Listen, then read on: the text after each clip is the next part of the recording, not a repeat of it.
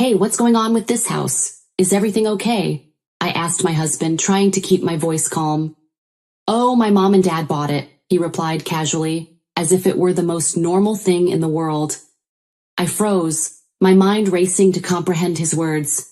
They bought it? My heart sank, disbelief quickly twisting into anger. The same in-laws who constantly begged us for money, complaining about barely making ends meet? Where did they get the money for this? They're always saying they don't have anything, I demanded, my voice rising with each word. He scoffed, not even bothering to look at me, and said casually, They bought it with your money. My name is Teresa. I have been married to my husband, Maverick, for 5 years now. We met at a bar.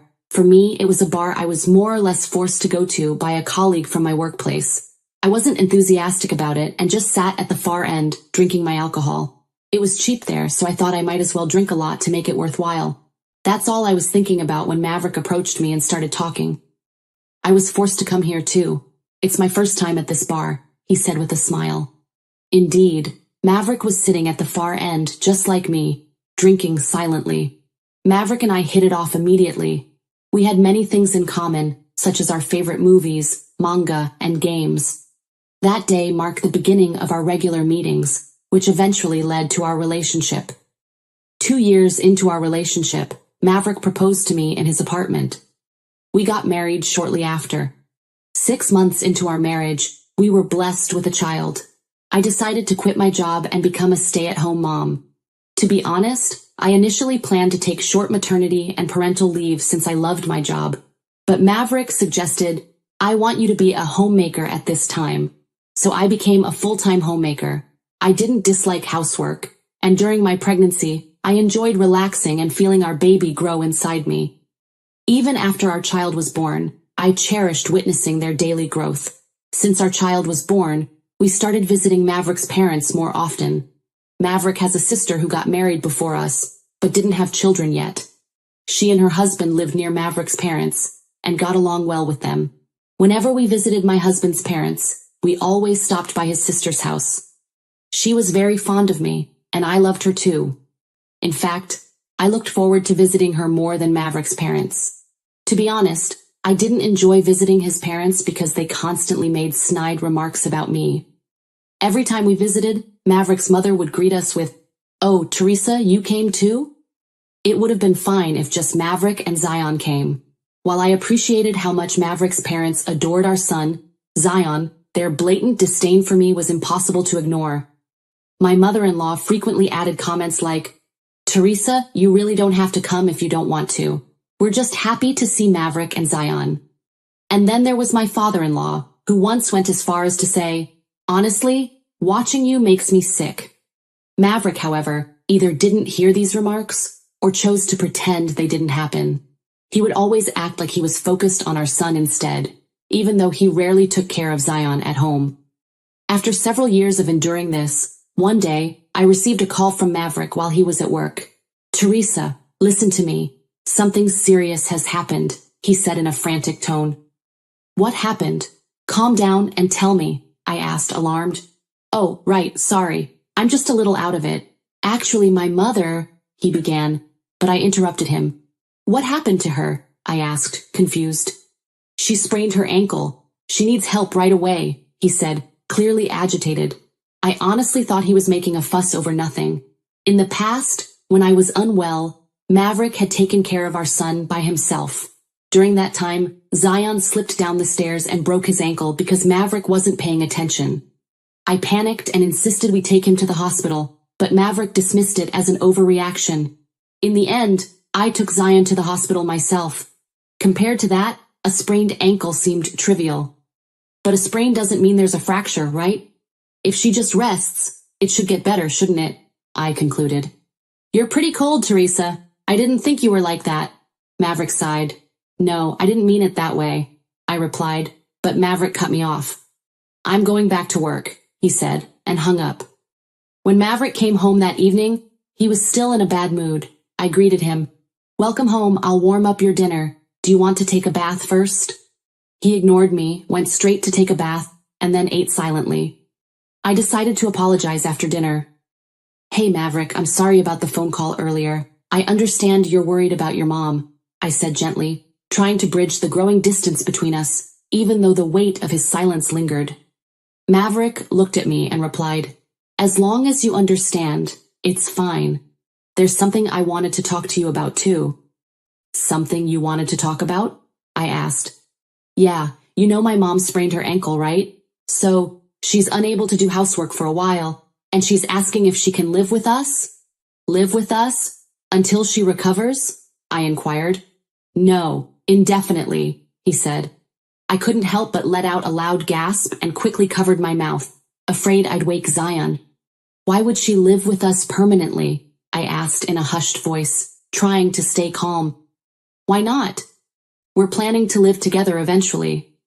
"Aren't you worried about Mom?" Maverick replied, looking at me with surprise, as if my question was completely out of place. "Eventually?" "That's news to me," I replied, shocked. "What? Is Mom not a concern for you, Teresa?" My husband shot back, his tone sharper now, as if I had just admitted to some unforgivable flaw. I knew if I pushed back too much, his mood would sour again, but the idea of living together permanently felt overwhelming. As I expressed my concerns, Maverick made a displeased face and said, "If you don't like it, I can take Zion and go to my parents' house." "No, that's not necessary," I replied. "That would be really inconvenient. Being able to stay with my son is the most important thing for me." Reluctantly, I accepted his proposal to live together with his parents. As soon as I agreed, Maverick's mood shifted. He smiled as if a weight had been lifted. Looking back now, I think to myself, I should have thought more carefully. Maybe I rushed because I felt cornered, faced with the ultimate choice of living apart from or with my son. Once the decision was made, Maverick wasted no time.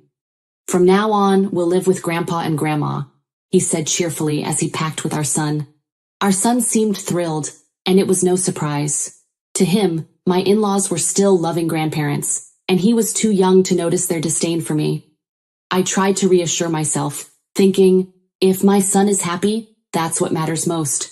If I can just endure, everything will be fine. But I would soon come to realize just how wrong I was. On moving day, we arrived at my in-laws' house. Maverick and Zion were greeted warmly. I, on the other hand, was met with indifference. "Oh, so Teresa is coming along too, huh?" my mother-in-law said, her voice dripping with annoyance. "Maverick and Zion could have come by themselves," my mother-in-law commented, once again emphasizing how unwelcome my presence was. From the beginning, it was clear they hated me. I resolved to avoid conflict and live quietly, but reality had other plans. Whenever my mother-in-law claimed, "I can't do the housework because I have plans with a friend," I would step in to help. But no matter what I did, it was never good enough. "Hey, the way you hang laundry is all wrong. Do it again," she'd say, undoing all my work. My father-in-law wasn't any better. "What's with this coffee? I can't drink this," he grumbled. Even when Maverick witnessed these moments, he acted as though nothing was happening. The only one who defended me was Zion. "Don't be mean to my mom," he would say, his little voice full of defiance. But my in-laws would only smile and reply, "No, Zion, you don't understand. Grandma and Grandpa are upset because your mom is doing bad things." They made me out to be the villain. After months of enduring this treatment, I finally broke down and confronted Maverick. "I've had enough. You see what's going on, right? If you can't support me, then let's end this cohabitation," I pleaded through tears. But Maverick only laughed. "You're being dramatic. Mom and Dad are just trying to educate you to be a respectable wife," he explained. "What does it mean to be a respectable wife? I'm doing my best and all I get is harassment and sarcasm," I argued. "You're being persistent," Maverick added sharply. "Maybe the problem is you. Take a step back and cool your head." With that, he went to bed, leaving me alone with my frustration. That night, I began to feel something new. Maybe I can't keep doing this. Maybe I can't continue with him anymore. A month later, still without any support from Maverick, I started to think seriously about leaving. But then Maverick surprised me one evening with an announcement. "Teresa, we're moving to a new apartment," my husband cheerfully exclaimed. "Huh?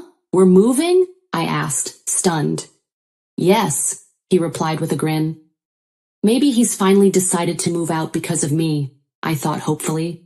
But anxiety gnawed at me, and I asked, "Does this mean your parents aren't coming with us?" "Of course," Maverick said, smiling. "I've already talked to them." His calm demeanor reassured me, and I let myself believe that this decision was for my benefit. I started packing the next day, hopeful about starting fresh away from my in-laws. The day before the move, I noticed my mother-in-law packing her belongings. Confused, I asked, "Why are you packing?" "What do you mean?" she replied. "We're all moving tomorrow, remember?" Stunned, I immediately called Maverick. "What's going on? Why didn't you tell me your parents were coming too?" "What's the problem?" he replied casually. "Is that an issue?" Devastated, I realized the new start I'd been hoping for wasn't going to happen, but with no other options, I reluctantly prepared for the move. On moving day, Maverick was practically bouncing with excitement. "We're almost there," he said as we approached the new apartment. The complex was luxurious and far nicer than I'd expected. Turning to me with a grin, Maverick exclaimed, "Surprise, Teresa? Did I catch you off guard?" I couldn't help but worry about the cost. "The rent here must be expensive, right?" I asked cautiously. "Don't worry about it for now," Maverick said, cutting me off mid-sentence. He led me to my own room, and I saw that everyone else had their own rooms too. They were all so happy and excited, even though I couldn't believe how we could afford such an expensive place. So I called my husband into my room to ask him about it. "Hey, what's the deal with this house? Is it okay?" I asked. "Oh, my dad and mom bought it," he said nonchalantly. "Did they actually buy it?" I thought, shocked. Those in-laws who always begged us for money, claiming they had none? I couldn't believe it. "Where did they get the money? They always say they're broke. You're lying, right?" When I pressed him seriously, my husband just snorted and answered, "They bought it with your money." "Huh? What do you mean?" I burst out. His unexpected response made my palms sweat. Then my husband spoke cheerfully. "You had savings, didn't you? I borrowed that money and used it. My savings, the ones my husband was talking about, were the savings I had desperately accumulated until now for my son Zion's future. I told you I was saving that money for Zion's future. Why did you do something so selfish?" I retorted with a hint of anger. My husband retorted with a tantrum. "You can just save it again. You're overreacting." At that moment, something inside me snapped. I couldn't bear to stay in that house any longer. I forcibly grabbed my son's hand, whom I had been talking to my in-laws with, and left the house. I couldn't stand the air in that house anymore. "What's wrong, Mom?" my son asked with a puzzled expression. I was desperately trying to hold back my tears. Even though we left the house, we had nowhere to go. My parents' house was far away, and even if we went back now, the train wouldn't make it all the way. Then my son looked up at me and asked curiously, "Are we going to Aunt Ashley's?" Aunt Ashley was my husband's sister, my sister-in-law. If we went to her house, we could get there in less than an hour. Thinking that, I said to my son, "Yes, we are." And we headed straight to my sister-in-law's house. Despite coming unannounced, my sister-in-law warmly welcomed us. When I explained the situation to her, she said, "For the time being, you can stay at our house until you settle down." "I'm sorry this happened," she added. I was so grateful for her words. My son and I ended up staying at my sister-in-law's house. The next day, when I woke up in the morning, my sister-in-law was already gone, and she didn't return until late afternoon. She looked extremely tired. "What happened?" I asked her. She sighed and said, "I went to see my family. They turned out to be such foolish people, but don't worry. I made sure they signed the contract," she said, handing me a document with a smile on her face. On that paper, it was written that they would fully repay the money they had taken from my savings without permission. "You went through all this trouble for me?" I asked, on the verge of tears. My sister-in-law smiled and said, "Well, it's the least I could do after my ridiculous family caused you so much trouble.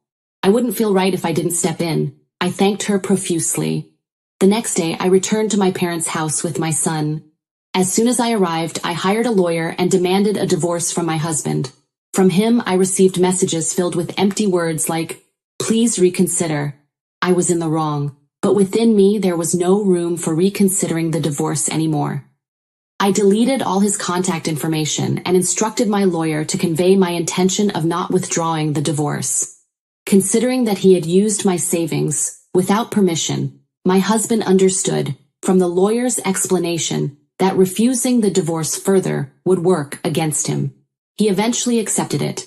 Thanks to my sister-in-law's contract, the savings that had been used without permission were quickly reimbursed. My husband sold the luxurious apartment he had bought and used the money to settle the payment to me.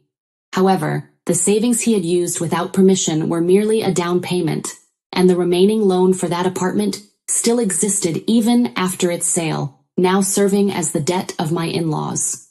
My husband faced consequences as well, and I made sure to claim educational expenses for our son until he comes of age. Now, it seems my ex-husband and in-laws live together in a cramped, run-down apartment. With this, my revenge is perfectly complete. I now live happily with my son, receiving support from my parents in my childhood home. Of course, I regularly meet with my sister-in-law, and our relationship remains strong. She insists on cutting ties completely with her family and has no involvement with them anymore. Next year, my sister-in-law and her husband are expecting a baby. Once the baby is born, we have a promise to go out together with my son, making it a party of 5.